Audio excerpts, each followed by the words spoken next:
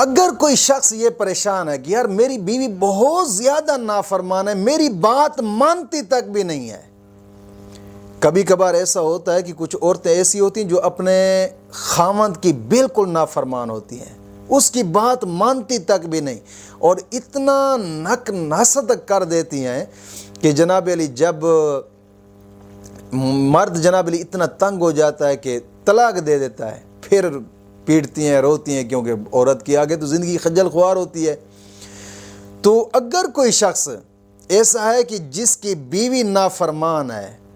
بالکل اس کی بات نہیں مانتی، نہ ہی اس کی کوئی بات سنتی ہے، نہ ہی اس سے کوئی محبت کرتی ہے، تو یہ وظیفہ اس شخص کے لیے، یہ ایک اسم اعظم ہے۔ اگر کسی شخص کی بیوی نافرمان ہے تو صرف سوتے وقت 100 مرتبہ آپ اس اسم اعظم کو پڑھ لیں، 100 مرتبہ، انشاءاللہ العزیز، انشاءاللہ العزیز آپ کی بیوی ہمیشہ ہمیشہ کے لیے آپ کی تابع دار رہے گی۔ اور وہ اسم اعظم کیا ہے جو رات کو سوتے وقت پڑھنا ہے؟ بہت ہی آسان، یا مانعو، اول آخر 11 مرتبہ درود پاک پڑھ لیں، پھر اس اسم اعظم کو 100 مرتبہ پڑھ کر آپ سو جائیں،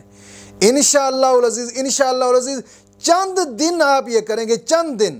انشاءاللہ ہمیشہ ہمیشہ کے لیے آپ کی بیوی آپ کے تابع دار ہوگی، انشاءاللہ العزیز۔